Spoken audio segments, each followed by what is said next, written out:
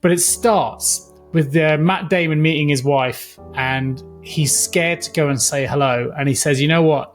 20 seconds of courage, 20 seconds of bravery. You can do anything for 20 seconds. Just be brave for 20 seconds and then see what opportunities come on the back of it.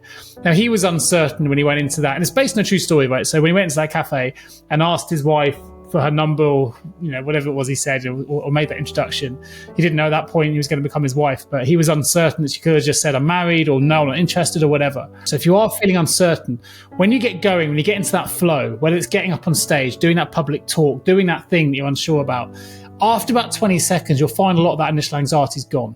You'll be in a different state than you were 20 seconds ago, whatever that state is. Hopefully it's somewhere better. But the position, the state of mind, everything that the whole way you saw the world before that moment of stress, that moment of uncertainty, 20 seconds later will look entirely different. Good. But today we're going to be talking about something slightly different, I believe. We're going to be talking about uncertainty. And I think that's a bit much a follow-on from the previous episodes, right? The uncertainty of what happens next in your situation, having the sudden loss of your father, the uncertainty of mine of not knowing when that date might come for my father, but also just how the idea of uncertainty and how it can impact our lives, how that leaks into a lack of confidence sometimes. And I think from a mindset perspective, how both of us view uncertainty in slightly different ways, as potentially as an element of strength. And I think it's an interesting place to explore as a concept. What are your feelings? Or maybe you can take the floor with your view. Yeah, I mean, I think the thing with uncertainty is it is ever present, right? For example, even a very real example, right? You and I last week, right? We were trying to do this call and I was in Brighton, tethered off my phone, and it didn't kind of work. And so nothing in life is certain, except for obviously death and taxes, as the old saying goes. But effectively, because we have to live with uncertainty throughout our lives, it's how do we deal with that? And the reality is you cannot control the events in your life, right? We've talked about this many times. But what you can control is your response to those events. So I guess it's understanding where is the certainty within uncertainty, because I think we started to talk about it last week, and I'm not sure if you looked up this stuff in the week in the interim, but Tony Robbins, the motivational guru, whatever, he has his 6 human needs, right? So you've got like Maslow's hierarchy of needs that people may be familiar with, but Tony Robbins talks about these 6 human needs, and the first 2 are foundational needs, right? The other 2 are additional needs. The extra 2 are growth, I think, and contribution. But the other ones are love and connection, or love/connection, significance. But then the other 2, the 2 base needs, are certainty, because we want a certainty in our life, but uncertainty as well, variety. And because, for example, if you've ever watched a movie that you've already watched, why is it we do that? Well, we're kind of certain that we're going to enjoy it if we enjoyed it, or we're going to get a certain response, right? Laughter, tears, connection with the person we're watching it with. But at the same time, we want a little bit of uncertainty because there's going to be a different emotional response we might get. We also want uncertainty by watching new movies, right? But there may be the same kind of movies. For example, you're always watching Marvel movies, right? Because you're certain you're going to have a good time, you're into superheroes as well. But you don't know exactly what's going to happen in the movie. So we've got this dichotomy in our lives, the need for certainty and yet the need for uncertainty. And sometimes we feel like we go away from the uncertainty because we want things certain. But if we knew everything, if we knew every day what was going to happen when we left that house, and this is actually the problem for lots of people, it gets quite boring, right? You're going to get that 7:06 train. You're going to spend 23 minutes on the train. You're going to walk, get your Starbucks. You're going to go into the office. Your boss isn't going to say hello to you. You're going to sit down. And when you've got that certainty of your pattern, it becomes boring and depressing, actually. So this is weird. We've got this thing. We need for both certainty and uncertainty. Yeah, well, I think we've tackled some of these elements in slightly different ways in previous episodes, right? I mean, I've talked a lot about in the past about the idea of being flown to the top of Everest versus climbing to the top of Everest. And the thing that makes you're looking at the same vista, but the view is entirely different because the person that's been through that journey and actually faced all of that uncertainty, that question of will I make it to the top, the question of will I have got enough oxygen, will I get out of the death zone, all those things that come in. That's what makes that vista at the top of that view so spectacular, right? Because you've gone through that uncertainty. And actually, it's when you go through uncertainty, we can often find the real beauty in things. And it's not a surprise when you see people that have got access to everything. If you think about it in terms of financial terms, the billionaires of this world or the multimillionaires of this world often aren't happy. They're not fulfilled because, if they want a Lamborghini or a Ferrari, they can just, can buy plenty for. They want to go somewhere, they can do it. It's a lot of there is little uncertainty in their lives, and it gets depressing because sometimes there's value and excitement in uncertainty. It's not knowing the outcome. The idea of getting on stage for many people would be very, would bring up feelings of real anxiety, of real fear, because they're uncertain on how it's going to go. And yet 9 times out of 10, certainly in my experience, whether it's a theatre performance, which is obviously my background, or whether it's giving a speech or whatever, after the fact, when you've delivered the speech, you've done that thing, you've delivered the performance, that's where the euphoria comes in. You've got through the uncertainty, you've worked through that journey, and it's like, wow, A, I got through it, B, I can do it. And actually I look at the reception that we got. And that's why I think sometimes, uncertainty can have a negative connotation attached to it. But actually, one thing, as you mentioned earlier, that we all know is an absolute guaranteed constant, and that's change. Change is always around us. So if we can embrace the change rather than be fearful of it, I think that's a really positive outcome. I know one thing that you and I have talked about a few times, which is Stoic philosophy. So control what you can, cope with what you can't, and control what you can, cope with what you can't, and concentrate on what's important.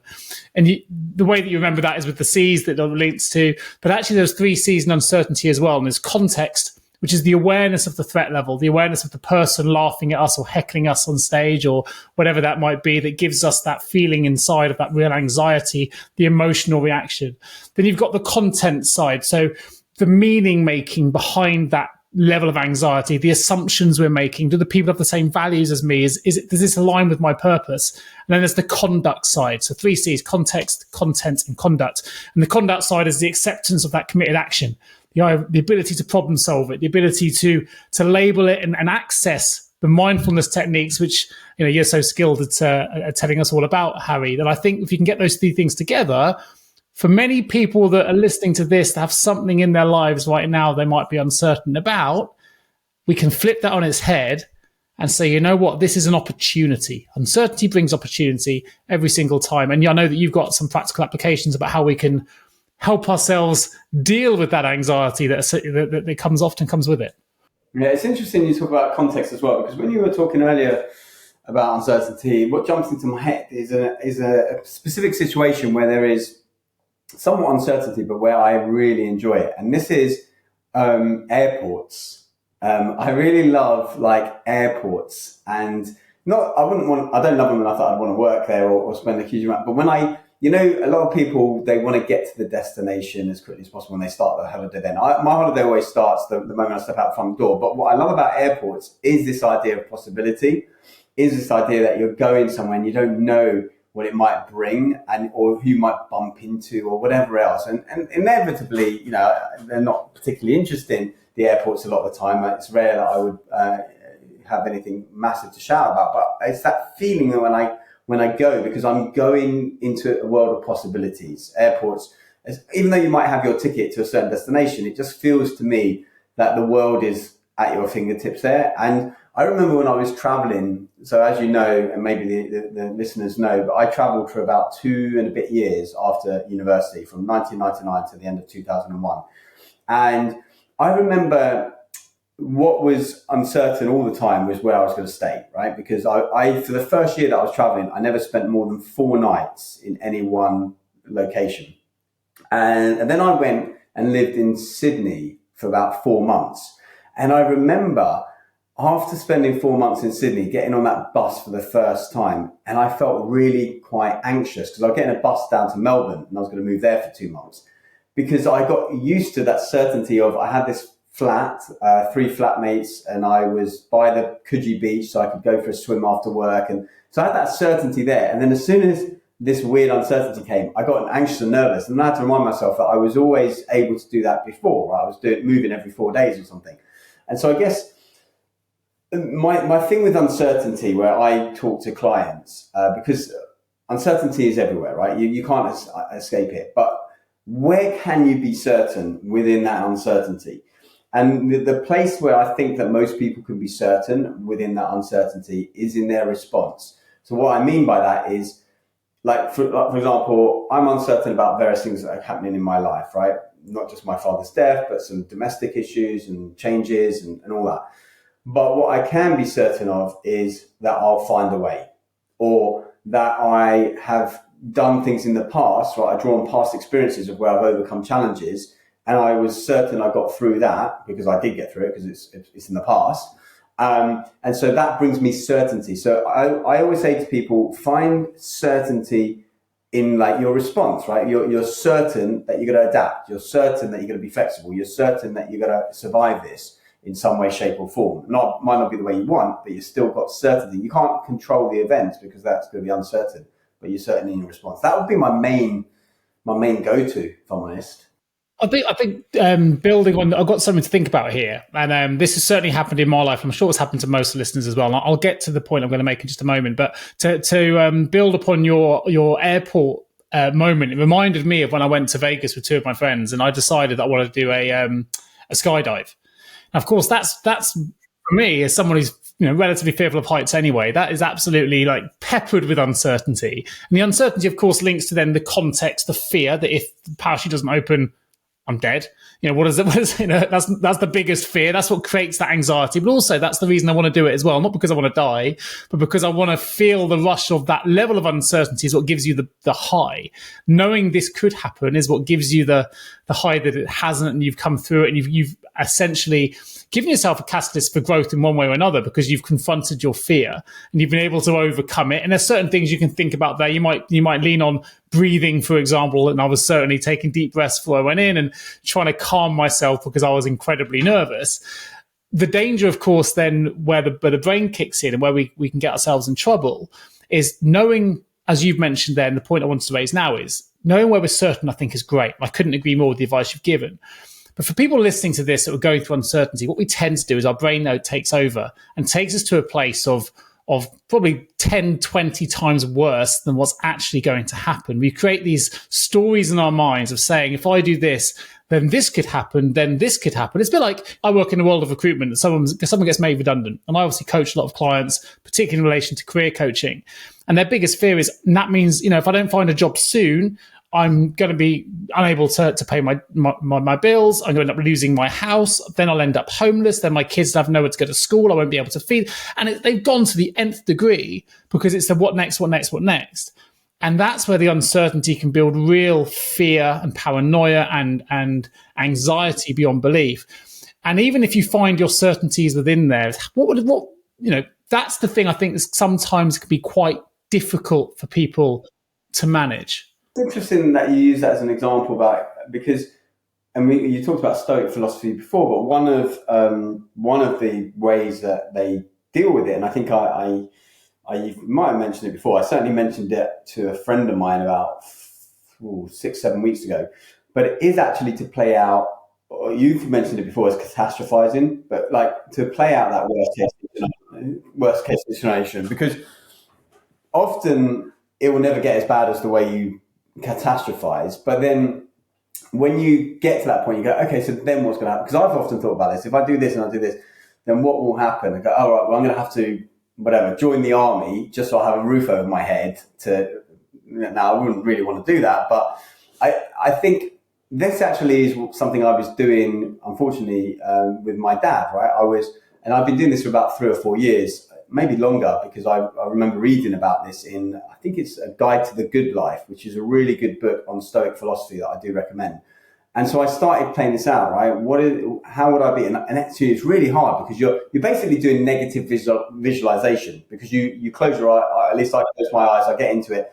And it used to bring me to tears because I would vividly imagine that point. And in a way, I did the grieving progressively over the last 5 years before the event has happened itself. And so that kind of sort of helped. And I think if you do play out the worst case scenario and say, okay, well, what's going to happen if I lose my job? And what's going to happen if this happens and this happens and this happens? And then you might get to the point where actually, all right, I can cope with that, right? Okay, I'm going to have to live on my sister's couch. I'm going to, my kids are going to have to like share a bedroom or something as we downsize from a 4-bedroom to a 1-bedroom or something.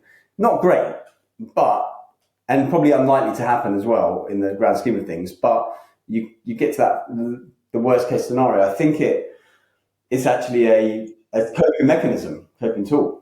I fully agree. I mean, I've talked about the power of catastrophizing in a coaching context before in previous episodes, right? You catastrophize, you say the worst case scenario, and then you work back and go, actually, well, if that was to happen, I could take this action. If that was to happen, I'd be able to cope in this way using the Stoic philosophy and so on. I think, interestingly, though, it sounds so obvious when we're talking about it now. When we get to the worst point and you're finding yourself, imagining yourself in the fetal position, walking up and down in the room, right? Whatever it is that worst case scenario looks like to you, we often don't have that extra thought. The most important one of all that you've just highlighted there is, okay, so if I do get to that point, what next? What do I do? How can I plan for it? Instead, we stay in that world of just pain or embarrassment. If you think about going back to the talking on stage, for example, a lot of people are fearful, and you've done your Toastmasters courses, you've done stand-up comedy, which must be a great example to talk about. Probably, I'm sure there's some anxiety and some uncertainty approaching that. People are going to laugh. Am I going to get heckled? All those things. But a lot of people that think about public speaking as an example, they will go to the worst case in their eyes, which might be that everyone laughs at me and it's really embarrassing. But what they don't then ask themselves is, and if they were to do that, what would that mean for me? What would be the actual ramifications of that action? It'd be forgotten about in a few minutes. It'd be this. And actually, it's very rarely as bad as we think it would be. But what is it we can do as a tool or to advise our listeners that when they get to that point of fear, I think that's where most people get stuck. They don't actually have that level of layering, I guess, to go, actually, okay, that is the worst case. But they need to go that level further to go, and if that was to happen, actually, this is what I'd do. And you can almost create an action plan for it so that you feel more prepared. Of course, that's a worst case scenario, but just knowing you've got an action plan, we know if we've got plans for things, we tend to be less anxious about it. I'd be interested to know how you got on with your stand-up comedy. That was something you did. I never saw it. I'd like to. Yeah, to be fair, there's actually some versions on video on YouTube, on my YouTube channel somewhere. But it's interesting because I was, as you were mentioning or reminding me of my stand-up comedy course, I was thinking actually, we did do quite a level of certainty within that. And what I mean by that is that it was before we did the showcase. So it was a 9-week course and you do 8 sessions before you get to the showcase. And then you do a 1 session after the showcase to kind of see the feedback. But by the time you get to the showcase, you do have a certain level of certainty, because what happens is the first few weeks it's quite personal development-y actually, because you have to write down a lot about you and your fears and your quirks and this and the other to get material.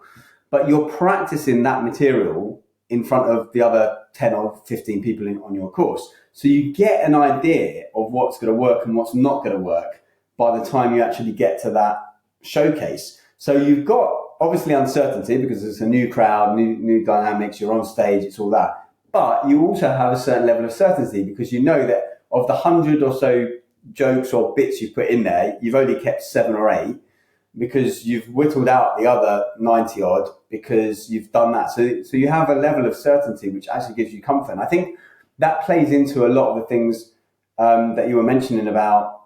I remember when I used to work in the London Stock Exchange and also when I used to work for Sainsbury's head office, and we would do these massive IT upgrades and cutovers and things like that. And one of the things, so you'd have to take the systems out for like a few hours and then make sure it's up. But one of the things I was always adamant on doing is always making the decisions ahead of time. So you play through all the different scenarios in those weeks of planning meetings so that when you get to the point and you say, right, it's not done by 11 o'clock on the dot, you don't need to wait till 11:01 or 11:02 to kind of see if it works. You've already made the decision that is your cutoff and that is it. So there's no decision to be made in that time. And I think, whatever it is, what's the phrase, right? Proper planning prevents poor performance, whatever. Yeah, all of that. I think that's the level where we can get to, because you're certain in your robustness of planning, but you're uncertain as to how the events will unfold. It's a bit like having the fear might be you get heckled, but of course, if you're training over 8 sessions, I'm sure you planned for the hecklers, so you had somewhere to go. Firstly, on these 5-minute showcases, no one's really ever going to heckle, but let's say that's the case, because I regularly stand up in front of challenging audiences, right? Teenagers. And sometimes, for example, and this is a weird example, but I go to schools, right? Different schools sometimes. And I might be at break and I've gone to the toilet and I've washed my hands, right? And sometimes these schools, the power of the way that the tap is, right? You're not familiar with the tap, right? And it powers off and literally it will spray and it will just soak you in the area that looks like you basically wet yourself, right? And then I've got like reasonably light colored trousers a lot of the time. So then I'm thinking, when that happens, or if that happens, how am I and I have to then stand in front of 30 people, how am I going to cope with like a stupid 15-year-old child who's or young adult who's kind of going to heckle me on that? So I have to think quick on my feet with those things, because often you get those kind of comments where, you have to think. Again, it comes back to being certain that you're able to cope with whatever is thrown at you, because you're not going to ever know what's going to be thrown at you. And I think that comes from practice. There are loads and loads of examples as well. I think there are loads. I probably can't list any off the top of my head, but I know from just reading, and I'm sure you probably can, right? But where actually it's I can do it from a coaching context, actually, as a client I've been coaching recently who did lose a position through redundancy. And I remember the uncertainty attached because they're breadwinner of the family, lots of anxiety attached to that, a lot of serious consideration going into how we plan for the next move. And this individual was offered a job and immediately wanted to take it. And we obviously worked together. And I said, it doesn't really align with your values, your purpose. It's not really in line with your moral compass, various things here, this particular position. You're taking it because you're fearful of the uncertainty that's attached around not having a job. But if it's so misaligned, it's not going to work for you. This will create more problems in the longer term. Now, you've got to make your own decisions and where you decide to go. We're having a good session here, but let's go back to basics and understand what it is that you're uncertain about, and then work through it. Anyway, without giving the whole coaching 6 months sort of process away in a couple of minutes, it turned out they did decline the opportunity, and by waiting and taking a patient approach and planning, they ended up with a position right on their doorstep at a level that is above anything they've ever worked at before, at C-suite level. And, had they jumped in straight away, it never would have happened. But I use that as an example because often it's in times of uncertainty that we have our biggest shifts in what happens. People become authors, people make complete career pivots. Look at what the pandemic did for career pivoting. And you look back and go, you know what, if it wasn't for that issue, that event, that thing that happened, that thing I was unsure about, I may never be where I am now. And I think sometimes it's the uncertainty in our lives that gives us those defining moments that actually help propel us to whatever that place is we really want to get to. So I think if we're able to shift our perspective to see uncertainty not as a barrier, but actually this is a potential opportunity for growth, this could lead to unexpected possibilities, I think that's great. I think in your example with the watermark on your trousers and a 15-year-old making comments, that would definitely be me as a 15-year-old, by the way. So I know they do that. I'll have been that kid. I think a lot of it as well is we've got to be aware of our own ego and I guess the role our ego plays in uncertainty. So often our ego gets in the way. And our ego, I would sum up as the version of ourselves we want to portray, that we want others to see. But it can often hold us back from who we really are anyway. It can hold us back from who we authentically are and all those things. Now, I'm not saying we on your trousers makes you authentic or inauthentic. Laughing aside. The point being, often when it comes to uncertainty, when we're getting on stage, we're worried about embarrassing ourselves. We're worried about not being as good as we think we might be. And sometimes I think that's where ego can get in the way. If we let all that go, as you say, and go back to that catastrophizing, why does it matter? This too shall pass. This is part of, the idea of, Michael Jordan missing more hoops than anybody else, but then he sunk more. Every time I'll fail, as you put, the first attempt in learning. Every time we make an error and we let the uncertainty in, let's say it does go bad. Okay, that's going to happen. We can't always assume it comes out to a good outcome initially. But we learn from it and we grow from it. And actually from failing, from something going wrong, next time you go to the children's locker room at the next school thing, you're going to make sure that you probably don't get any splashback. A couple of things with that, right, is that you like, firstly, I'm glad you said the word growth when it comes to uncertainty, because uncertainty leads to growth. And I want to talk about growth and how that links into things like comfort zone in a second. But the other thing is, though those opportunities, let's say, the way I look at it, let's say you're in front of students and then, there's a comment because whatever, your shirt isn't tucked in properly, or I don't know, whatever the thing is. I always see that as an opportunity to grow, because it's about learning to think on my feet. So I always think that, and this is actually one of the main reasons that I started doing work in schools, because I thought probably the toughest audience you'll get will be teenagers a lot of the time. And so it gives me the ability so that when I'm in front of adults, I know that I can pretty much handle most of what I'm going to get. And so for me, it is that opportunity to grow, and I frame it like that. And I think it, like everything, right? Nothing has any meaning except for the meaning you give it. So I choose the meaning of that situation to be, this is an opportunity for me to grow, right? What do I need to learn from that? And this is where we talk about comfort zones, because there is certainty in your comfort zone, right? Always ordering the same food, always going to the same, and we do this all the time. I did this the other day. I've got my favorite takeaway, right? Where I always order my takeaways. And then the other day, I chose a different place because my one was closed on a Monday or whenever it was. And I was a bit apprehensive about that, because I was like, I'm not certain if I spend this 10, 15, 20 pounds, it's actually going to be what I want.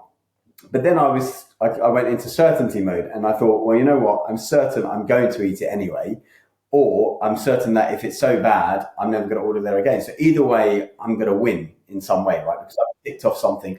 And so I think it's that frame, because when you get too stuck in your comfort zone, right? Same food, same people, same movies, same everything.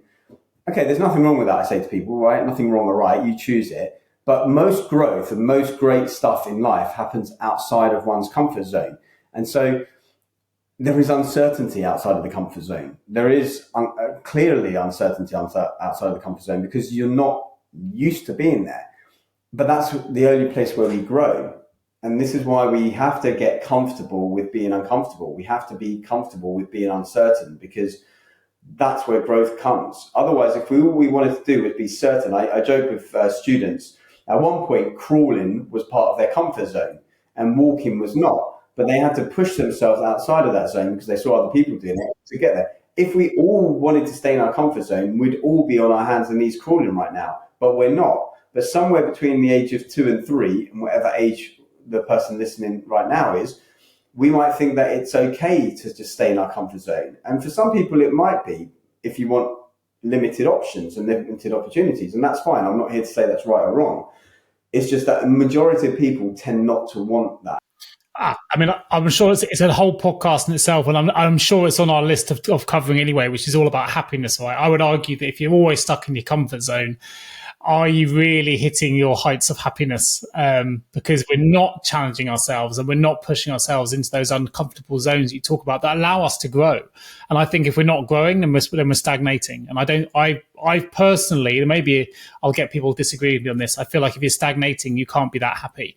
Even if you might be getting by, but it's difficult to getting by in a comfort zone in that context. I think it's difficult to be truly happy if you're just in your comfort zone all of the time. We want to be stressed. There's people talk about distress a lot. I think I talked about this one of the first episodes we recorded. Distress is the word we often hear, but it's on a curve. Distress is when we go too far on the stress curve. There's a place before that called eustress, and eustress is where we really thrive. It's where we get the right balance between challenge and it gets all the cognitive neurons firing, because we feel like, I'm in my zone. Yes, we're working hard, we're doing whatever we are, but people have that state of flow, that state of zone. And that's before you get into the space of distress, or in a place of eustress. If you're in your comfort zone and you don't ever hit that height, and I would argue that, yeah, you might be getting by, but are you really in that, as happy as you could be? It's for another show, but I think we could, definitely revisit that. What I thought was really interesting, though, how we were talking about there, what brought to mind, and it's a book we quote probably more than any other, which is Man's Search for Meaning. And in there it says, I don't know if it was, I don't think it's Nietzsche's quote, but he's quoted it rather than Frankel's, but it says, he who has a why to live by can bear almost any how. Now, for me, that's something that underscores the power of purpose and values, but in uncertain times, certainly in the context of that book, which is in relation to being in a concentration camp, right? So in uncertain times, we can live with anything if we understand what our purpose is. It doesn't matter. If we've got our purpose, we understand our why, we can move forward. So I think if you go back to the example of even being a stand-up comedian, if that's something you really want to do inside, and it's part of who you believe you want to be, and it's speaking to you to do that, if everyone laughs for the wrong reasons, or if you get heckled or it bombs, it doesn't really matter. That's one audience. It gives you a chance to go back, replan, go again, if that's important to you. I think the worst you could do is not get up in the first place, because you'll never know. And if that's really what you want to do, that will make you unhappy. And I would argue unhappier than it would be even going on and bombing. I think we talk a lot on this show about mindfulness. And I think that actually when we're in that place of uncertainty, particularly in relation to getting up in front of crowds, I'll use a different word, which is mindlessness. It's kind of our automated response to uncertainty. We kind of go, I don't know what to do, and become completely mindless to everything. And that's a really good time to bring it back to going, okay, what is it that's bothering me? What is it that really matters? What's going to happen next? How can I plan for it? And just use some of the mindfulness exercises that you've given in abundance during the course of the previous episodes to take you out of that mindlessness state, that panic, and then breathe and do all the things to go, you know what? What's the worst that can happen? And plan for it. Take yourself there. And then grow from the experience. I couldn't agree more that growth is the key. Yeah, I think with planning, when you talk about planning, this is also a practical suggestion I would make to people. Before I make the suggestion, I'll just kind of draw our minds back to like 3 years ago, 3 or 4 years ago, whenever it was, when COVID first hit, right? Lots of uncertainty happening there, right? With jobs, health, all of that. I felt reasonably certain in some ways, right? Because early on, I kind of started to figure out what it was all about. And I'm pretty certain in my own, I guess, ability to be reasonably resilient with things. Now, that's not to say I didn't have concerns and wasn't thinking about things. But when it came to uncertainty within COVID, not just the illness itself, but specifically with work, right, with pay, a lot of people were uncertain about their pay. And I was thinking to myself, I've been like that for about 10 years, because when I left the London Stock Exchange, my pay is very variable, right? You may get some months where you get some money, then you might go months without. And same with my sister. She's a director. I don't think she's worked for like a year and a half now. And you never know when the next paycheck is going to come. And so where this leads into my practical example for people is that when those uncertain times hit, like during COVID and everything else, because I'd already had some level of uncertainty over, say, paychecks for 10 years, I had that background resilience built in. So my suggestion on a practical perspective is to build in uncertainty into your day, into your life. And that means in a small way. For example, go and order a different cup of coffee, right, than you would normally order. Watch a different kind of movie. Go a different route to work. Do those small things where there is a level of uncertainty. You don't know if you're going to get stuck in traffic. You don't know if it's going to taste horrible. You don't know if the movie's going to suck. That's uncertainty, and it's uncomfortable, but it's only a small level of uncomfort. And so therefore, when the bigger uncertainty things come in, you've got a bit of, it's like, again, gym analogy, right? Going to the gym and trying to bench press 100 kilos when you've never bench pressed in your life. No, start with 5 kilos. And then you build up to 100 kilos. Same with uncertainty, because we know uncertainty is going to come, and the big uncertainty is definitely going to come. Don't just have that 100 kilos land on your lap and have to move it. Start ahead of time with the 5 kilo weights. There's a few things you mentioned with the pandemic that brings to mind. Obviously, a very sensitive subject for some who would have dealt with huge amounts of uncertainty, whether it's about your job, about a family member, whatever. And the Stoic philosophy comes back there, control what you can. So if you want to wear a mask, if that's what you need to do, get the vaccine if you believe in it, whatever it is, there's things you can control within that process. Cope with what you can't and concentrate on what's important, which might just be spending time with your family or earnings, whatever it is you need to do. What I thought was quite interesting, though, is everything you've just discussed there is doing, which we've talked about in pretty much every episode, is when we do things, try and do them with awareness. So a mindful response to uncertainty then, even if you are taking a different route to work in your example, because we're mindfully aware that we're taking that choice, it kind of takes some of the uncertainty out anyway, because we're doing it with consideration, we're doing it with planning, we're doing it because it aligns with potentially our core values. It's in complete contrast to an automatic mindlessness response that might be there. That's often emotionally driven as a reaction, which is where uncertainty then brings all those other feelings of anxiety in.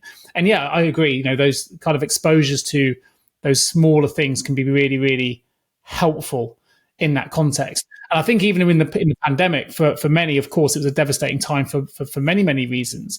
But there were certainly some people that found opportunity in the pandemic as well and came out stronger, either as a family unit or they found a commercial opportunity or whatever it might be. So, you know, there are things there. What we can't avoid is uncertainty. We can't always avoid our reactions to it, but we can focus on trying to identify where unexpected opportunities might emerge, where we may be able to grow from the experience. I think probably we both agree that if we try and fight it, if we try and fight uncertainty or try and fight our reactions, then it becomes counterproductive. And that's where it really starts to build. It drives us towards burnout. And I think, you know, we saw that certainly during the pandemic. People were being driven to burnout because they were so floundering and working so hard, trying to overcome the uncertainty to a certain degree and didn't really take the time to reflect or get their awareness working. They were, as I say, they were going in that automatic, emotionally driven response as opposed to that pragmatic, calm, let's take a moment, let's catastrophize if we need to, let's plan for it, let's take a strategic approach to how we can try and improve our situation. It's when we reappraise our actions and sort of access all the different data points that we've got going on and whatever that problem is, that we can start to realize it could be an opportunity, and perhaps the uncertainty isn't an enemy. It's something that we can grow from, particularly if it aligns with the purpose piece that we talked about. Yeah, I think when you talked about, wanted to bring back to when you talked about awareness and you talked about mindfulness, and we talk about it all the time and said, like, you know, doing that with awareness, just to drive home to listeners how important awareness is. So I'm listening to a podcast at the moment, and it's one of my favorite podcast hosts, which is the Model Health Show. And so I'm listening to an interview that he's doing with someone I first looked at their work maybe 12, 15 years ago. She's been in positive psychology movement for about 45 years, has done tons and tons of studies.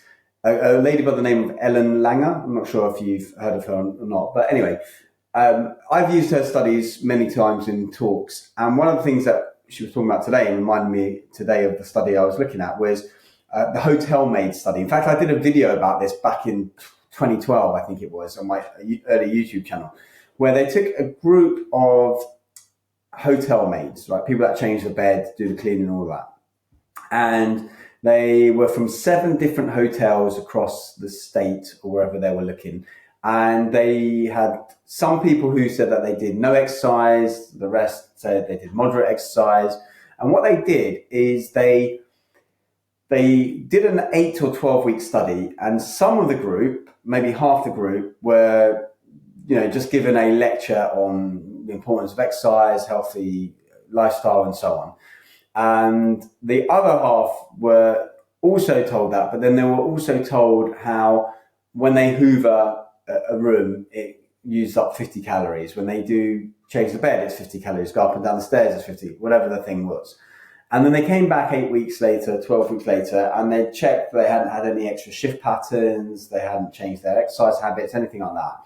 And what happened was the group who were aware of what they were doing was actually exercise by multiple measures, whether it's BMI, hip to waist ratio, weight, all of that had gone in the positive direction. Whereas the group that weren't aware that it was exercise, even though they were doing the same thing effectively, had no change. The other interesting thing, just how aware your mind is, right? So, for example, they did another study where they created a puncture wound in people, just a small one, because ethically they wouldn't be able to probably cut the person. And then they were told how long something like that would typically take to heal.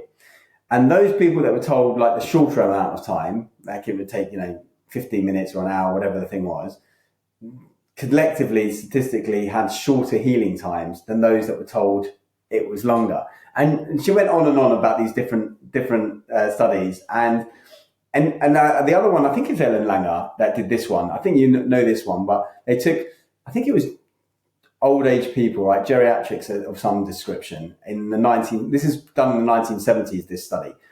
And they took them to a disused army base. that was still set up as if it was the 1950s. And what they did is they had two groups of people. I think one were living in there and the other group was still living there, but they were told to act as if it was 20 years ago. So all the conversations they were having, all the magazines, everything was supposed to be as if it was 20 years earlier.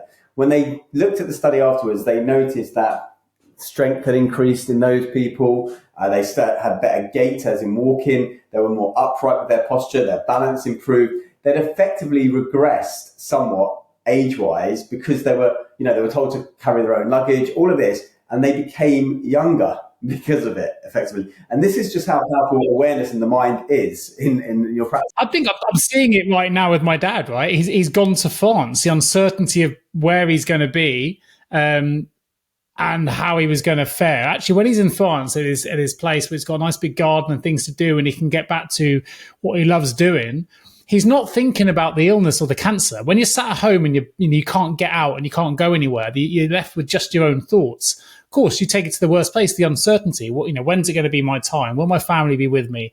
Will I get to see X? Will I make it to this birthday or not?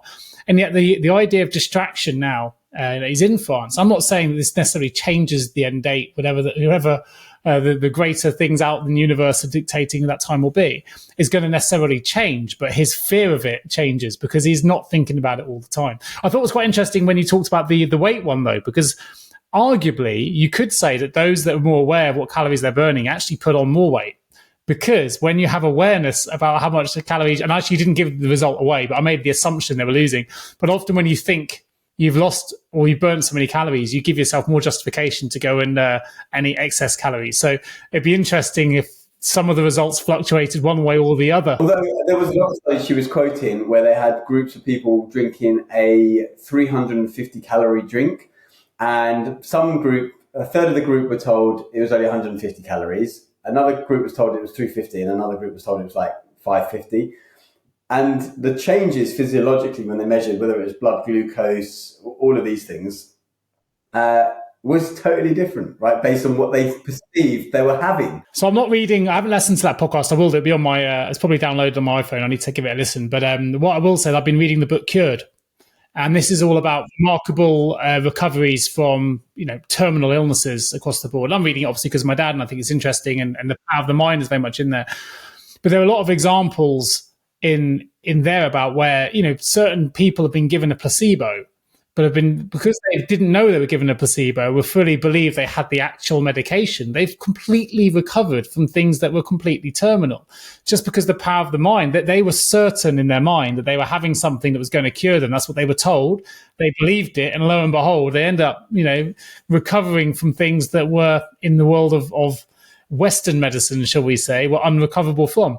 And I think there's countless stories of that happening all over as well. How the mind is so strong. I'll have to read that book, actually. I've read one similar, and I think you've read it as well, haven't you? Not Mind Over Medicine? I thought you read that one as well. Have you not? Yeah, Mind Over Medicine, yeah. It was a while ago, but yeah, it's really good. But I think some of this links, sorry to jump in, but I think this links back to the Nietzsche piece, right? He has a why to live by could bear almost anyhow, in the sense that how many examples out there when we talk about, and I know I don't want to be dark all the time or morbid, because we talked a lot about death for obvious reasons with your dad and mine and my dad at the moment, but how many people actually hold on for certain things? When you've got something to live by, you can defeat the uncertainty in many things, or prognosis that people have given, because you need to get to a certain date or you need to get to a certain thing. But why does that happen? Because they've got a purpose. If you've got a really strong purpose and a really strong how, now, I'm not saying it happens in every single case, but certainly there's a lot of evidence of people that have been able to live longer when they've got a purpose to live by. And on the opposite side of the coin, of course, when someone has a broken heart because a partner passes away before they do, or a child or whatever, but certainly there's a lot of examples in people that have been together for their entire lives that when one passes away, the other tends, and often they say they died of a broken heart. That's because the purpose is gone, the why is gone, and the body can react in a completely different way altogether. God, we've I didn't mean to take that to such a morbid place after such a positive start. Yeah, I mean, it's fine. I mean, it goes wherever it goes. I mean, but going back to your placebo examples, this is surely a level of certainty there, because you're given this pill and you're certain to some degree, right? Because you're told, okay, this is a new drug, it's working wonders in people, blah, blah, blah. So you've got that certainty from the doctor that this is going to help you in some way, even though it was a placebo. And therefore you create that certainty in your mind and therefore body, and it becomes a reality. And most drugs actually that are tested, which are tested against placebo works anywhere from, they say on average 30%, but in reality it's anywhere from 10 to maybe 80% of the time, effectively, or just as in fact, someone set up a company selling placebo pills. They actually did quite well. They said to people they were actually placebos, but you can buy them, you can use them for headaches, whatever, and they did well. And so I think it's to do with that level of certainty, because you're certain that this thing is going to help you. And most doctors, I think, who treat people will say a lot of the time it's the body that's doing the healing itself, right? They're giving these medications to allow that to happen a lot of the time. But I wonder, and I strongly suspect we've got no idea how much the body is actually influencing that healing rather than the exogenous thing that you're putting in. And I think a lot of that is coming from a certainty that it will work. And it's just, it's very interesting, this concept, I think, of being certain something's going to work, and therefore it does work. It becomes a self-fulfilling prophecy because you believe it's so strong. And this is how witch doctors always got away with doing the things they did, right? Because there's so much belief in that person that if they put a hex on you or they did this, then you might, pass away or whatever the hex is. I mean, there's entire industries based on superstition, right? So whether you, but I'm not here to dispel or deny anything superstitions for those that have them, but there are entire things based on superstition where, if you believe something enough, you believe it'll be true, you'll avoid it. I mean, to be honest, I don't think I've stepped on 3 drains for about 20 years. I don't even know where that started from. I know it's completely ridiculous, yet something in the back of my mind goes, yeah, I think I'll just avoid those 3 drains. I don't want any bad luck, and I don't even really believe in luck as a concept. So that makes absolutely no sense. We are weird creatures. Like when a colleague of mine used to do that as well, and always avoid those 3 drains. And then sometimes I walk over and I'll go, "Damn it, I shouldn't have done that," because Richard would not approve, and it puts me off now as well. And I'm like, please watch this thing, Nick. Actually, it was years ago, but Darren Brown. I think it was Darren Brown. Darren Brown. Did you watch the special he did about luck? I'm not sure what it's called. I'll have to look it up. I think I've watched everything he's done and pretty much read everything he's done as well. So yeah. And it was, for example, and this happened to me afterwards. So those people that thought they were luckier tended to have better luck. So he did one experiment where he would put like a £10 note on the floor, and did people pick it up or not? And those that were lucky, yeah. And I remember a week after I watched that, I found the £10 note on the floor when I was walking, and then I gave it to someone who needed it. But that episode on luck was really, really interesting because he created that lucky town, didn't he? Where there was that lucky pole, and and it was all about whether luck is engineered or not. I think what's the phrase? It was from a golfer, right? The harder I work, the luckier I get. I think it was like Jack Nicklaus or something like that. And I think that's so true. Or luck is where opportunity or preparation meets opportunity. And I think that's so true because, for example, if you go, like, for example, you're a classic example of this, right? You work incredibly hard, right? You've got these 3 podcasts. You're having conversations with hundreds of people a year on the podcast alone. And you go to all these networking events. You do all these things. Yes, opportunities will eventually come because you're putting yourself in those environments where that's going to happen. Whereas if you're not doing anything, you go, well, why is my business not just suddenly taking off? Why is Nick so lucky and I'm not? Well, Nick is lucky because he spends 15 hours a week on podcasts and he does this, he does this, and he does this. So he's had that preparation. And then when the opportunity comes, which is maybe 1 out of every 50 things that he does, because he's done those 50 things in 50 days instead of 6 years, he's going to get luckier quicker. I couldn't agree more. That's the idea of you create your own luck, which is a kind of a contradiction in terms in that instance. But it's the idea of buying a lottery ticket, right? So if you win, you're not necessarily lucky. You're prepared for opportunity. You're prepared by buying it in the first place. That was the preparation piece, and the opportunity is the result. That's just it's statistics. That if you've got it, fine, but you're still prepared for the opportunity. I can't physically win because I don't do the lottery. There is literally no chance I'm going to win the lottery. So it's those that do win, even though they only spent £1 doing it, they still prepared themselves for the opportunity. In it to win it, as they say, you've got to be in it to win it. Or Wayne Gretzky, right? The ice hockey player. One of my favourite quotes: "You miss 100% of the shots you don't take." Yeah, love that. Very good. As a sporting fan, I was like, it's not a bad place to probably round on time. We've done about an hour already. God, we've been rabbiting on.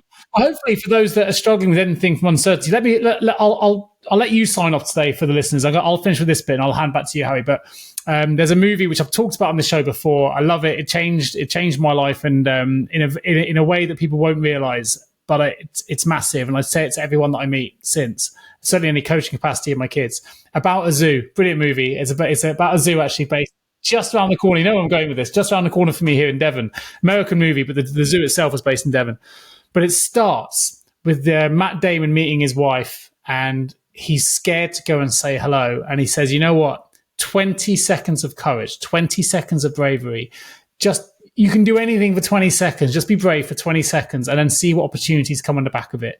Now, he was uncertain when he went into that. And it's based on a true story, right? So when he went into that cafe and asked his wife for her number, or whatever it was he said, or made that introduction, he didn't know at that point he was going to become his wife, but he was uncertain that she could have just said, I'm married, or no, I'm not interested, or whatever. And there's so many examples of this happening in the real world. But he took that 20 seconds of bravery to walk into that place and meet her. And unfortunately, I won't give the film away. It's quite sad in terms of what happens, but he ends up buying the zoo. But it's all based on that 20 seconds of courage. So if you are feeling uncertain, when you get going, when you get into that flow, whether it's getting up on stage, doing that public talk, doing that thing that you're unsure about, after about 20 seconds, you'll find a lot of that initial anxiety is gone. You'll be in a different state than you were 20 seconds ago, whatever that state is. Hopefully it's somewhere better. But the position, the state of mind, everything the whole way you saw the world before that moment of stress, that moment of uncertainty, 20 seconds later will look entirely different. And then you'll deal with what's in front of you at that moment. But take 20 seconds. Just go, you know what? I can do it for 20 seconds. I can go into that room. I can have that meeting with my manager. I can go and talk on that stage. I can do that stand-up gig. I can jump out, 20 seconds. When you're doing a skydive like me, I had to be brave for 20 seconds. That was the time it took me to look out, hold my breath, shut my eyes and let go. And I'm done. 20 seconds. But you needed to be brave for 20 seconds to make that happen. So that's the bit I'll leave the listeners with. I love that. I'm sure we've talked about it before because I remember seeing that clip of that movie about a week before I met a previous girlfriend, where I was afraid to go up to her and speak to her. And then that movie popped into my head and I thought, I've only got to be brave for 20 seconds. And I did. And I literally thought that as I was going up to her, I go, it's only a 20 second walk to her. And then we ended up being together for years after that. But had I not watched that movie and thought about that, I might not have done that. And I think what I would leave the listeners with is somewhat similar, where what I was saying before, which is two things. One, find certainty within yourself in the uncertain times. But more importantly, build uncertainty into your life in those 20-second moments, in those small moments, whether it is chatting to the person, whether it is ordering a different cup of coffee, it's taking a different walk to work. Build uncertainty into your life so that when those proper uncertain moments come, which you can't orchestrate, you have got certainty that you can adapt because you've already got the certainty. Oh, I chose that different cup of coffee. It wasn't that bad. Sometimes I tell people to put their trouser leg on the other way, right? Because often people have a favored leg, like left leg or right leg.